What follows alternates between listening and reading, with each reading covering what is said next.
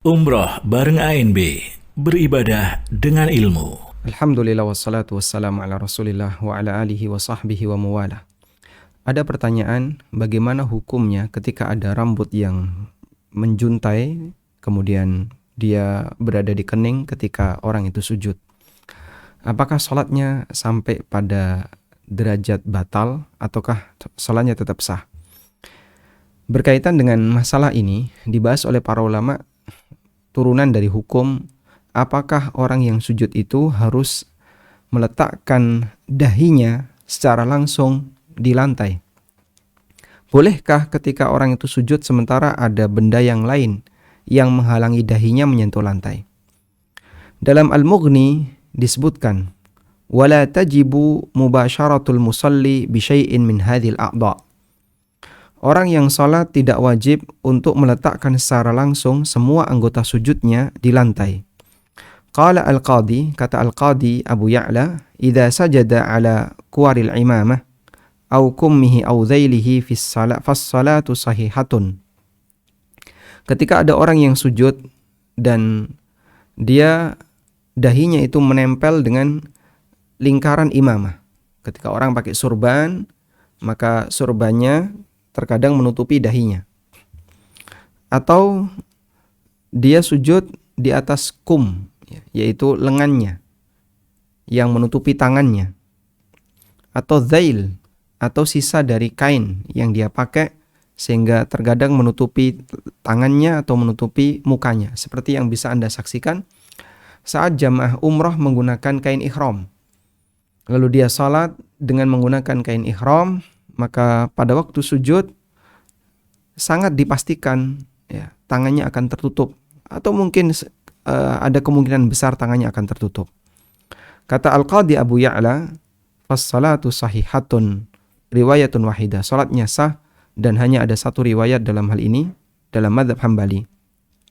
Lalu kata beliau, wa hadza madhhabu Malikin wa Abi Hanifah, dan ini adalah pendapat Imam Malik dan Abu Hanifah. Baik.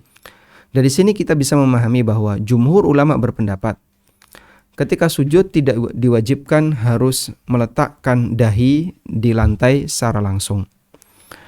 Namun ini berbeda dengan mazhab Syafi'i. Dalam mazhab Syafi'i, di kitab At-Tajrid fil Fiqhi Asy-Syafi'i dinyatakan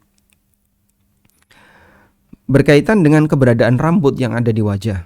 Apabila rambut itu tumbuh di kening, tumbuh di muka. Misalnya ada rambut yang tumbuh di kening, kemudian dipakai sujud sehingga rambut itu menutupi kening, maka tidak masalah. Li'annahu nabit 'alal jubhah, karena dia tumbuhnya di kening. An-nabit 'alal jubhah tidak masalah. Yang tumbuh di kening tidak masalah. Kemudian dinyatakan bi khilafi sya'rin nazil minar ra'si fala yakfi as-sujud 'alaihi. Berbeda dengan rambut yang menjuntai, yang dia berasal dari atas, menjuntai ke bawah, lalu menutupi muka, menutupi kening. Maka tidak boleh, tidak cukup sujud dengan cara seperti ini. Artinya harus disingkap.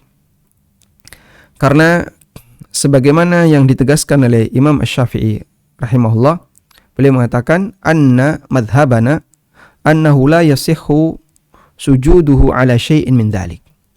Mazhab kami yaitu Syafi'iyah, tidak sah orang itu sujud sementara ada benda apapun yang menutupi anggota sujud, terutama muka dan telapak tangan. Kami ulang, tidak sah sujud sementara ada benda yang menutupi muka dan telapak tangan ketika sujud. Dan dari sini kita bisa menyimpulkan bahwa keberadaan rambut ketika menutupi kening, baik menutupi hanya satu helai, dua helai, atau berapapun, dalam mazhab Syafi'iyah ini menyebabkan sujud tidak sah karena menghalangi.